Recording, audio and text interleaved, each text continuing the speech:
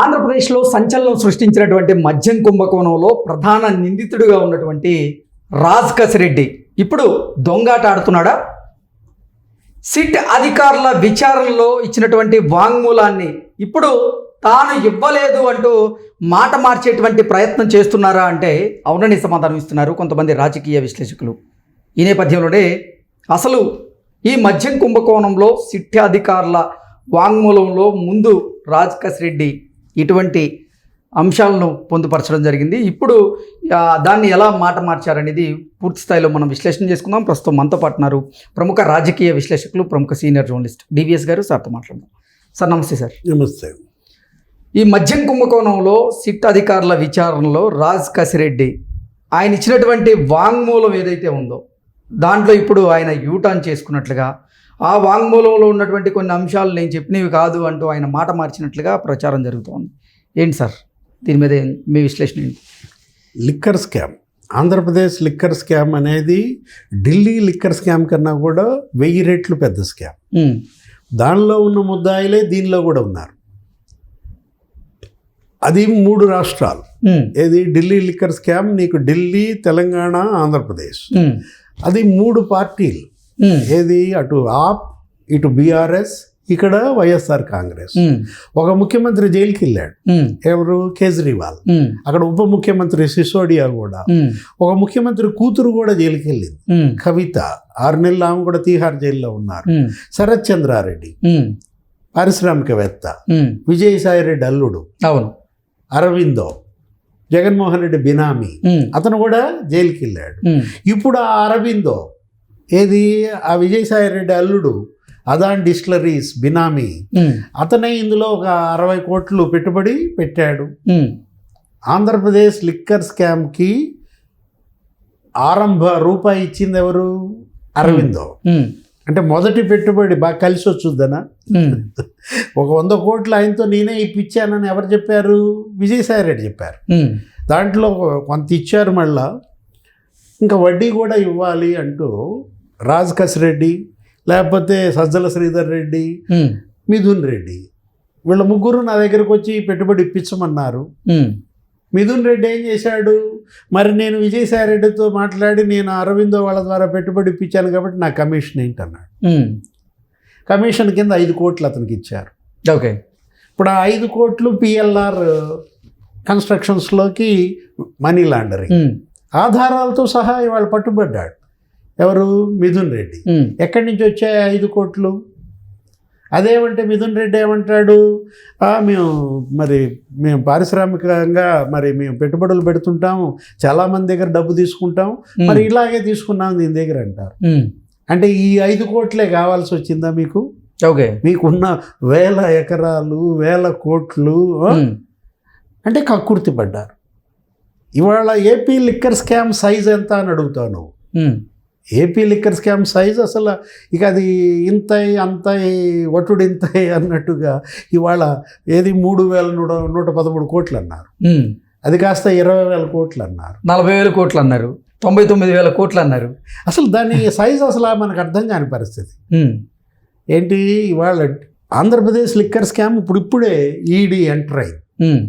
ఇప్పుడు ఈడీ నిన్న కసిరెడ్డి రాజును కూడా డ్రిల్లింగ్ చేసింది. ఇప్పుడు దాకా సిట్టు ఈ విధంగా ఒక కొలికి తీసుకొచ్చింది. స్పెషల్ ఇన్వెస్టిగేషన్ టీం 7గురిని అరెస్ట్ చేసింది. మనీ లాండరింగ్, మనీ రూటింగ్, 7 అంచెలుగా జరిగింది మనీ లాండరింగ్, 5 అంచెలుగా జరిగింది మనీ రూటింగ్. మొత్తం అంతా వాళ్ళు బయట పెట్టారు. కొన్ని ఆధారాలు స్పష్టంగా సేకరించారు. కసిరెడ్డి రాజ్ ఓపెన్ అయ్యాడు. ఇందాక మీరు చెప్పారు ఇంట్రోలో, మొత్తం చెప్పాడు.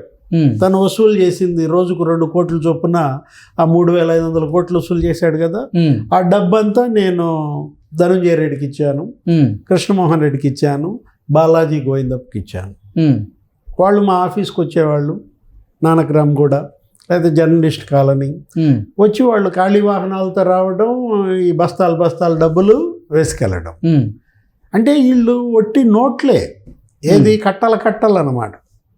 ఇప్పుడు అసలు ఈ నోట్ల కట్టలన్నీ బంకర్లో పెట్టారని, ఆ బంకర్ ఎక్కడుంది? జగన్మోహన్ రెడ్డి ఇవాళ ఈ లిక్కర్ మాఫియా ఈ వేల కోట్ల నోట్ల కట్టల బస్తాలు ఏ బంకర్లో దాచిపెట్టారనేది ఇవాళ జరుగుతున్న ఈ ఇన్వెస్టిగేషన్, ఈ విచారణ. నిన్న 8 గంటలు విచారించారు, ఒక 100 ప్రశ్నలు వేశారు. కసిరెడ్డి రాజు అడ్డం తిరిగాడు అంటున్నారు. అంతకుముందు రికార్డెడేగా. ఇప్పుడు నువ్వేది తాను ఇచ్చినటువంటి వాంగ్మూలాన్ని తానే నేను ఇవ్వలేదు అంటూ ఇప్పుడు యూటర్న్ చేసుకున్నాడా రాజకేశ్ రెడ్డి? అసలు ఏం జరుగుతుంది సార్? అంతకుముందు చెప్పినప్పుడు రికార్డ్ చేశారు, ఇప్పుడు ఇది రికార్డ్ చేశారు. ఏది దీన్ని కోర్టు ముందు ప్రొడ్యూస్ చేస్తారు. ఓకే, రేపటి సాక్ష్యాల్లో ఏది ఆ రోజు అతనే చెప్పాడు, వాళ్ళ 4గురికి నేను ఇచ్చాను, వాళ్ళు వాహనాల్లో కట్టలు తీసుకుపోయారు.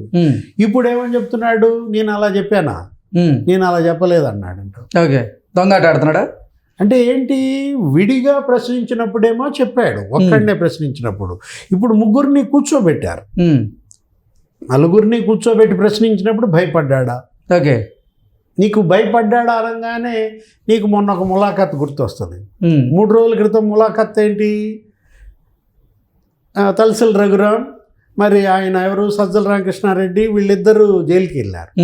జైలుకి వెళ్ళి అక్కడ సజ్జల శ్రీధర్ రెడ్డిని బెదిరించారన్నారు, ములాఖత్ జరిగిందన్నారు. అసలు అక్కడ ఎవరిని కలిశారు? కలిసింది సజ్జల శ్రీధర్ రెడ్డినేనా? అక్కడ అదే బ్యారక్లో ఉన్న కసిరెడ్డి రాజును కూడా కలిశారా? ఓకే, వాళ్ళ యొక్క బెదిరింపులకు ఇప్పుడు ఇవాళ ఇతను అడ్డం తిరిగాడా? ధనంజయ రెడ్డి అసలు నాకేం సంబంధం అన్నాడు, కృష్ణమోహన్ రెడ్డి అసలు నాకేం సంబంధం అన్నాడు. వాళ్ళ ముందు పెట్టారు ఈ ఆధారాలు. పలానా రోజు మీరు పలానా చోటకు వచ్చారా రాలేదా? మొన్న ప్రెస్ మీట్లో జగన్మోహన్ రెడ్డి వీళ్ళని ఇరికిచ్చాడు, ఒక రకంగా చెప్పాలంటే. గూగుల్ టేక్అవుట్ చేసుకోవచ్చు కదా అన్నాడు. ఎవరు?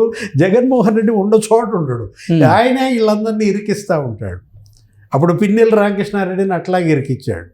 జైల్లో పరామర్శకి వెళ్ళి అతను అసలు నేను ఈవీఎం బద్దలు కొట్టలేదు, నాకు సంబంధం లేదని అతను చెబుతున్నాడు. ఈవీఎం పగల కొడితే తప్పేంటి అన్నాడు. మావాడు పగల కొడితే తప్పేంటి అన్నాడు. అంటే ఏంటి? అక్కడికి వెళ్ళి పిన్నెల్లి రామకృష్ణారెడ్డిని ఇరికిచ్చాడు. ఇప్పుడు ఇక్కడ గూగుల్ టేక్అవుట్ తీయొచ్చు కదా అంటే వాళ్ళు తీశారు. ఏది? జర్నలిస్ట్ కాలనీలో ఆ రోజు మీరందరూ కలిశారా లేదా విజయసాయిరెడ్డి ఇంట్లో? విజయసాయిరెడ్డి చెప్పాడు, మరి ఆధారాలు ఉన్నాయి. తర్వాత విజయవాడ ఫలానా విల్లాలో మీరు విజయసాయిరెడ్డి విల్లాలోనే మీరు మళ్ళీ కలిశారా లేదా? నేను కలవలేదన్నాడు ధనంజయ రెడ్డి. కలిసినట్టుగా మరి కసిరెడ్డి రాజు మరి అతని యొక్క ఫోన్ లొకేషన్, మీ ఫోన్ లొకేషన్ స్పష్టంగా కనపడుతుంది. ఇప్పుడు జగన్మోహన్ రెడ్డి మార్చాడంట, ఇప్పుడు ఎవరు ఫోన్లు తేవద్దు అంటున్నాడంట. జగన్మోహన్ రెడ్డి దగ్గరికి వెళ్ళాలన్నా వీళ్ళెవరి దగ్గరికైనా వెళ్ళాలంటే ఫోన్లు నువ్వు తీసుకెళ్ళకూడదు, ఇంట్లోనే పెట్టి వెళ్ళాలి. ఎందుకు? గూగుల్ టేక్అవుట్ ద్వారా ఎక్కడ లొకేషన్ కనుక్కుంటున్నారని చెప్పి. మళ్ళీ మీ వెహికల్లో కూడా మీరు రాకూడదు, మా వెహికల్లే వస్తుంది, మిమ్మల్ని కలెక్ట్ చేసుకుని మమ్మల్ని మా దగ్గర దించుద్ది, మళ్ళీ మీ ఇంటి దగ్గర దించుద్ది అనమాట. ఈ విధంగా ఇప్పుడు సమావేశాలు జరుగుతున్నాయి. హైదరాబాద్లో మొన్న 26 మంది ఐఏఎస్ల సమావేశమైనా అదే, జగన్మోహన్ రెడ్డి యలహంకలో సమావేశాలైనా అదే అనమాట. ఇప్పుడు ఇక్కడ మనీ రూటింగ్లో 5 అంచెలుగా జరిగిన దాంట్లో 1000 కోట్లు బంగారం అక్కడ కనపడింది, 1000 కోట్లు నీకు బెంగళూరు రియల్ ఎస్టేట్లో కనపడింది. మరి ఇంకా హైదరాబాద్ రియల్ ఎస్టేట్లో ఎంత పెట్టారు, హాస్పిటల్స్లో ఎంత పెట్టారు, అసలు విదేశాలకు ఎంత వీళ్ళు మనీ లాండరింగ్ చేశారు. ఇప్పుడు దీని సైజ్ ఎంతో అసలు అర్థం కావట్లేదు అన్నది. అందుకే మనం అసలు విదేశాలకు ఎంత వెళ్ళింది, ఆ వెళ్ళింది మళ్ళీ రూపం మారి ఎంత వచ్చింది. అక్కడ బంగారం కొన్నారని, ఆ బంగారం స్పెషల్ ఫ్లైట్స్ ద్వారా ఇక్కడికి తెప్పించారని, వీళ్ళ యొక్క దుబాయ్ రాకపోకలన్నీ కూడా ఈ బంగారం ఎగుమతి దిగుమతులేనని. ఆమె ఎవరో కర్ణాటకలో ఎవరో సినిమా యాక్టర్ రన్యారావు ఎవరో పట్టుబడ్డారు, నీకు గుర్తుండే ఉంటుంది. అవును, బంగారంతో పట్టుబడిన కేసు డీజీపీ. అంటే అలాంటి రన్యారావులు ఎంతమంది ఉన్నారు ఇక్కడ? పాపం ఒక రన్యారావుని అక్కడ పట్టుకున్నారు, ఇక్కడ పట్టుకోని రన్యారావులు ఎంతమంది? ఏది వాళ్ళ ధనంజయ రెడ్డి భార్య, మరి ఆమె కూడా ఏమైనా బంగారం దిగుమతులు చేశారా? అప్పట్లో ఒక ఐఏఎస్ భార్య గన్నవరంలో మరి బంగారంతో పట్టుబడింది అన్నారు. దానిపైన ఏదో పోస్ట్ ఫార్వర్డ్ చేసినందుకు సోషల్ మీడియాలో అంకబాబును కూడా జైల్లో పెట్టారు, తీసుకెళ్లారు. అప్పుడు అప్పట్లో ఆ పోస్ట్ బాగా హల్చల్ చేసింది. అంటే అసలు వీళ్ళ యొక్క దుబాయ్ రాకపోకల పైన ఇవాళ స్పెషల్ ఇన్వెస్టిగేషన్ టీం వేయాలి. స్పెషల్ ఫ్లైట్స్ మీద ఒక స్పెషల్ ఇన్వెస్టిగేషన్ టీం వేయాలి. అప్పుడు కానీ జగన్మోహన్ రెడ్డి ఈ స్పెషల్ ఫ్లైట్స్ యొక్క ప్రయాణాల ఆంతర్యం గుట్టుమట్లు బయటకు రావు. ఈ దుబాయ్, ఈ ఆంధ్రప్రదేశ్ రాకపోకల యొక్క ఆంతర్యం గుట్టుమట్లు బయటకు రావు. Okay sir, thank you so much. నమస్తే.